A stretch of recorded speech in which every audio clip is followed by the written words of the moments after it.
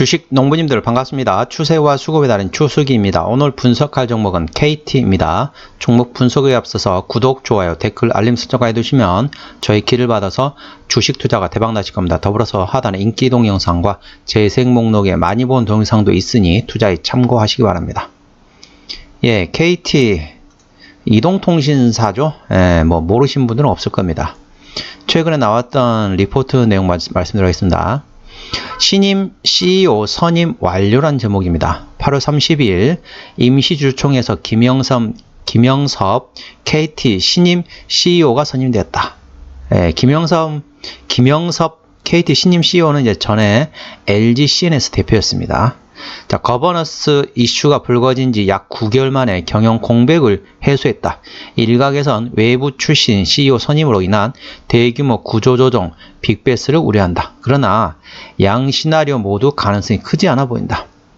외부 출신 CEO 선임으로 대규모 일회성 비용이 발생하고 배당 재원이 크게 줄어들 가능성은 낮다고 판단된다.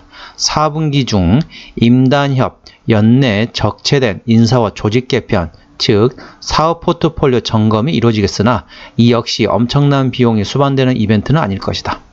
지난 9개월간 KT 주가의 발목을 잡았던 거버넌스 불확실성이 점차 해소되고 있다. 회사를 이끌 총 책임자가 생겼다는 점을 긍정적으로 평가한다. 신임 CEO의 경영 전략 소통은 11월경으로 예상된다. 올해 기대 배당 수익률은 6.0%이다. 예. 이제 어떤 거냐면은 이제 그동안 KT는 이제 물론 이제 민간 회사라고 얘기를 합니다. 뭐 민간 회사라고 하지만은 사람들의 머릿속에는 아직까지도 정부에서 이렇게 한다고 보통 보잖아요. 근데 이제 보면은 보통 그래서 KT 회장을 뭐 낙하산으로 많이 내려보냈잖아요. 과거에 보면은 뭐 포스코도 그렇고 대표적으로 KT도 그렇고 과거에 보면은 이제 뭐 여당 출신의 뭐 정치인들이라든지 여당 출신의 무슨 재무장관이라든지 그런 사람들 출신해가지고 이게 낙하산을 집어넣었잖아요. 근데 이번에 보면은 LG CNS 출신의 대표가 들어왔기 때문에 그런 측면은 상당히 양호하다, 괜찮다라고 보고 있습니다. 그래 보시면 되겠고, 일단은 이제 추세적으로 보시겠습니다. 이게 불확실성이 해소가 된 거죠. 또 이게 예를 들면 신임이 또 안 되고 또 질질 끌고 그러면은 불확실성 때문에 또 문제가 있었는데 이제 깔끔하게 좀 정리됐다는 게 그나마 다행입니다. 현재 동사 같은 경우는 자, 지지대 같은 경우는 32,000원이 됐습니다. 32,000원이 되겠고요. 자, 위에 저항대 같은 경우는 35,500원이 됐습니다. 35,500원이 되겠고, 그 위로 올라가면 이제 38,000원대가 되는데, 38,000원 되면 신고가 구간이죠. 근데 거기까지 가는 거는 뭐 시간이 좀 걸릴 것 같고, 일단은 32,000원 지지대가 상당히 중요하다는 거죠. 자, 추세적으로 보시게 되면은, 자, 여기서 한번 바닥을 만들었죠? 여기서 한번 또 바닥을 만들었습니다. 여기 세 번째 바닥을 만들고 올라왔습니다.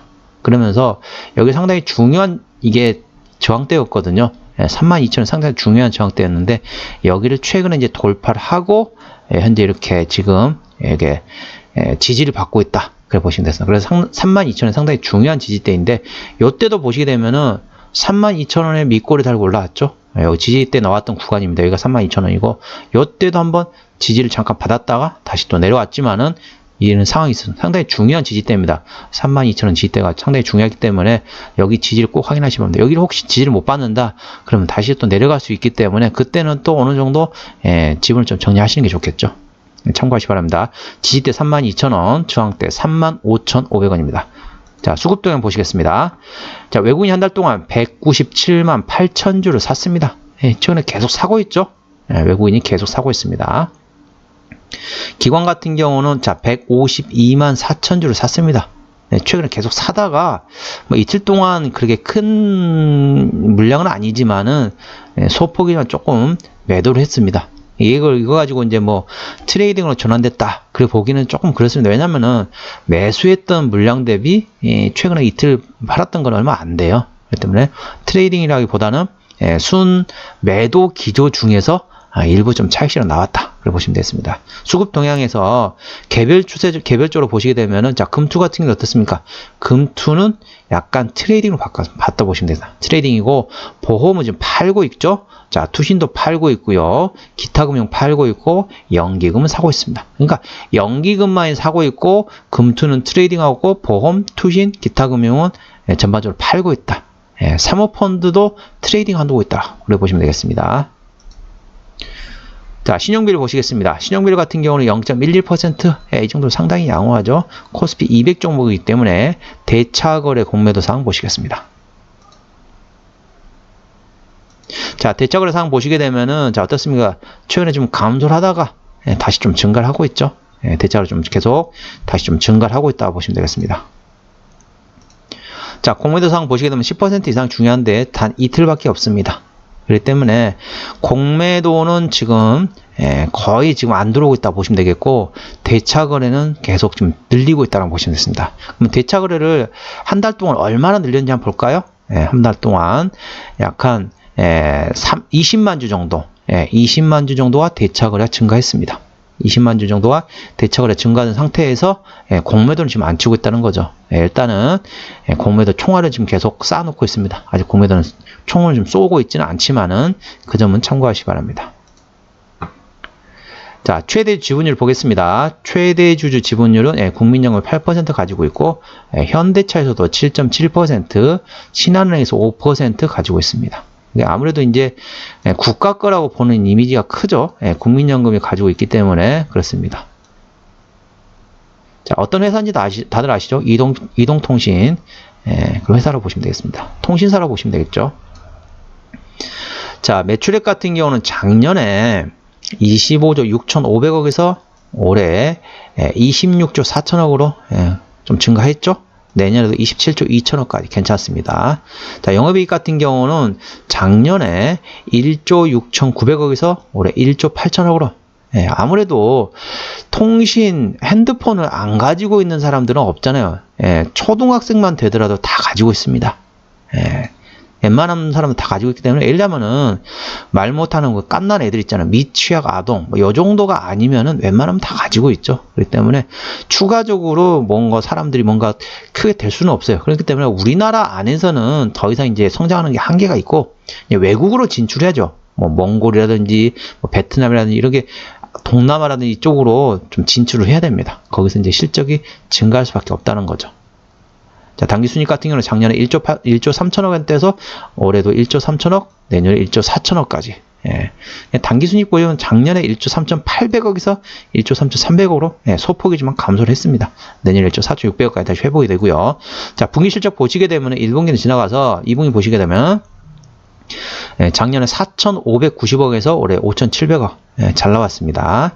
자, 3분기 같은 경우는 작년에 4,500억에서 올해 4,900억. 좋죠? 자, 4분기 같은 경우는 작년에 1조가 4천억이죠? 4,500억, 4,500억, 1,500억. 올해도 마찬가지입니다. 4분기 같은 경우는 작년에 1,514억에서 올해 2,500억. 괜찮습니다. 자, 내년 1분기, 올해 1분기 4,800억, 내년 1분기 5,300억. 실적은 전년도 계속 더 좋아지고 있다고 보시면 되겠습니다. 부채비율 같은 경우는 118%, 다소 높지만 높고, 유보율도 974%이기 때문에 뭐 그렇게 재무적으로 완전 좋다 그래 볼 수는 없겠습니다. 물론 이제 974%이기 때문에 거의 1000% 가까이 되기 때문에 뭐 그렇게 뭐 완전 망가진 회사다 그래 보기는 애매하고 일반적 수준이다, 그렇게까지 보시면 되겠습니다. 영업이익률 같은 게 6.94%이기 때문에 일반 제조업 수준이라고 보시면 되겠죠. EPS 같은 경우는 5,300원, BPS는 79,000원 되겠습니다. 자, 5,350원 기준으로 현재 밸류에이션 보시게 되면은 57에 56에 30, PR 한 6배 정도 되죠. 그러니까 아무래도 성장에 한계가 있다 보니까 일반적으로 어떻습니까? 보통 우리가 지주사를 그래 보거든요. 지주사가 성장에 한계가 있거든요. 그렇기 때문에 PER 5배에서 8배 보통 주거든요. 통신사도 거의 비슷합니다. 5배에서 8배. 현재 구간이 PER 한 6배이기 때문에 뭐 적정 주가 수준이다. 그래 보시면 되겠습니다. 그렇게 막 실적이 좋아지고 성장하고 그런 업종은 아니잖아요. 자, 기업 기여로 들어가서 매출이 어떤지 보시겠습니다. 어디서 이제 매출이 나오는지. 자, ICT에서 71%, 기타에서 30%, 뭐 다 통신에서 나온다고 보시면 되겠습니다. 자, 최근에 보면 자본금 변동대액 보시게 되면은 유상증자 한 건 없죠. 예, 관계사 및 연결되는 회사로는 다 이제 통신 관련된 회사들이라고 보시면 되겠습니다. 예, 상당히 많네요. 예, 신용카드를 만드는 BC카드, 그리고 부동산, 정보통신, KT 스카이라이프, 위성방송 하죠. 그 다음에 다 관련된 종합 유선방송하는, 그러니까 통신 관련된 뭐 유선방송 다 그쪽이라고 보시면 되겠습니다. 쭉쭉 내리면 다 마찬가지죠. 다 마찬가지입니다. 자, 그러면은 한번 본 김에 통신주 하면은 생각나는 게 뭐죠? 배당이죠, 배당. 배당 한번 보시겠습니다. 배당을 얼마 주느냐? 작년에 1960원 줬습니다. 자, 1960원. 대충 계산하기 쉽게 2,000원 계산해 볼게요. 2,000원. 자, 2,000원 계산해 보게 되면 2,000원 한번 계산해 보도록 하겠습니다. 2,000원이면은 자, 32,000원이잖아요. 그러면은 자, 3,200원. 그러니까 2,000원이면은 얼마입니까? 320원이면 한 배입니까? 3, 7에 21. 한 6배에서 7배. 6에서 7%. 배당률이 6에서 7%라고 보시면 되겠습니다. 그러니까 우리 이제 보통 고배당주라고 보통 얘기를 하잖아요. 고배당주라는 거는 기준금리의 2배 이상이 돼야만이 고배당주라고 얘기합니다. 근데 동사는 한 6%대 정도밖에 안 돼요. 배당 수익률이. 그렇기 때문에 고배당주로 분류는 안 됩니다. 우리 보통 통신주 하면은 통신주를 갑자기 무슨 사업이 좋아져가지고 막 영업이익이 엄청 좋아지고 신사업 해가지고 뭐 그렇게 해가지고 버는 시간 별로 없잖아요. 보통 어떤 거죠? 뭐 고배당주니까 뭐 그렇게 주가는 떨어지지 않을 거야. 그러는데 고배당주 주려면은 기본적으로 배당이 7% 이상이 돼야 돼요. 근데 이 종목은 6%입니다. 물론 다른 종목들보다는 배당을 좀 많이 주는 경향이 있지만은 그렇게 우리가 옛날처럼 야, 통신주는 무조건 고배당이다. 그거하고는 조금 안 맞는다. 지금은 고배당주로 분류는 현재는 안 되고 있다는 거죠. 7% 이상이 돼야 되는데 현재로 보면은 6%대 정도의 배당이라기 때문에 그렇게 배당의 매력이 있다. 그래 보시면 없겠습니다. 예를 들면 뭐 배당률이 배당 수익률이 10% 넘는 종목들도 있거든요. 그런 종목들은 배당주 좋아하시는 분들은 그런 종목도 괜찮습니다. 뭐 예를 들면 어떻습니까? 뭐 한국 쉘 석유 뭐 10% 이상 주죠. 뭐 신도리코, 그다음에 대신증권 뭐 쭉쭉 나오죠. 그리고 또 뭐가 있을까요? 갑자기 생각이 안 나네. 말씀드리게. 아무튼 그런 종목들이 있습니다. 또 뭐 갑자기 이름 생각나요? 그 맥주 파는 데가 뭐죠? 하이트진로, 하이트진로 홀딩스 그런 데 상당히 배당을 많이 줍니다. 배당을 좋아하시는 분들은 그쪽으로 가시는 게 차라리 나아요. 왜냐하면 그런 데는 배당을 막 8%, 10% 이렇게 주거든요. 근데 이 종목은 현재 6% 준다는 겁니다. 그러니까 배당주로서는 차라리 매력 있으면 그런 종목이 차라리 낫죠. 그리고 그런 종목들은 차라리 이거 실적에 대해서는 조금 더 보는 시간이 좀 더 낫잖아요. 통신주는 영업이익이 그렇게 크게 증가하지는 않잖아요. 현재는 그렇게 매력이 딱히 있는 상태는 아니다라는 걸 참고하시 바랍니다. 그렇게 말씀드렸고 한번 종합 한번 해보도록 할게요. 다 설명드렸죠? 쭉쭉쭉 한번 다 설명드렸습니다. 한번 종합 한번 해보도록 하겠습니다. 자, KT 현재 주가 32,600원입니다. 수급적으로는 기관이 핸들링하는데 현재 순 매수 중에 이틀 정도는 소량이지만 소폭이지만 소량이지만 순매도를 했습니다. 순매도로 전환됐다고 볼 수는 없지만은 현재 그런 상황이라는 거 참고하시고요. 기본적 분석상으로는 22년 대비 23년 영업이익이 1.1% 성장할 것으로 보입니다. 거의 현재 답보 상태죠. 통신주들은 거의 다 비슷합니다. 모멘텀으로는 경영 공백 해소 후 재료가 소멸됐다. 그러니까 경영 공백 해소 관련돼 가지고 주가는 움직였는데 이제 그 재료가 이제 소멸됐다는 거죠. 그렇기 때문에 그다음 차익 실현 물량이 일부 나왔다는 겁니다. 추세적으로는 차트 추세인 RSI는 58.8이기 때문에 과일과인 70까지는 약간의 여유가 있겠습니다. 수급 추세인 머니플로 인덱스는 51.1이기 때문에 과일과인 80까지는 충분한 여유가 있겠습니다. 여기는 차트 추세 같은 경우는 대략적으로 12포인트 정도 남았네요. 12포인트, 11포인트 정도 남아있고, 수급 추세인 머니플로 인덱스는 그래도 한 30포인트 정도 남아있기 때문에 수급은 충분히 좀 더 들어올 수 있는 여유가 있는데, 차트적으로는 약간의 여유가 있다. 그 정도 참고하시기 바랍니다. 볼린저 밴드 상단은 33,200원, 하단은 32,000원입니다. 저항대는 35,500원, 지지대는 32,000원입니다. 자, 볼린저 밴드 상단이 33,200원, 하단은 32,000원. 거의 차이가 없죠? 그게 지금 뭐냐면은 수축과 확장을 반복합니다. 볼린저 밴드는. 현재는 수축 상태에서 확장이 된다는 거죠. 이제 조만간 확장이 될 겁니다. 확장이 되면 어떻게 되죠? 주가의 변동성이 발생됩니다. 위로 변동성이 발생될지 밑으로 발생될지는 아무도 모릅니다. 많은 변동성이, 큰 변동성이 발생할 수 있고, 그 다음에 이동평균선과 캔들 사이의 이격도가 발생될 겁니다. 주요 우리 보통 보시는 분 아시죠? 뭐 5일선, 21선, 61선, 121선, 201선 또는 241선, 어떤 사람은 뭐 31선도 보고 33일선도 보긴 하지만, 아무튼 여러분들이 보시는 그 주요 이평선과 캔들 사이의 이격도가 조만간 발생이 될 겁니다. 위로 발생될지 밑으로 발생될지는 어느 누구도 모르지만은 참고하시기 바랍니다. 참고하시고요. 오늘은 KT에 대한 종목 분석이었습니다.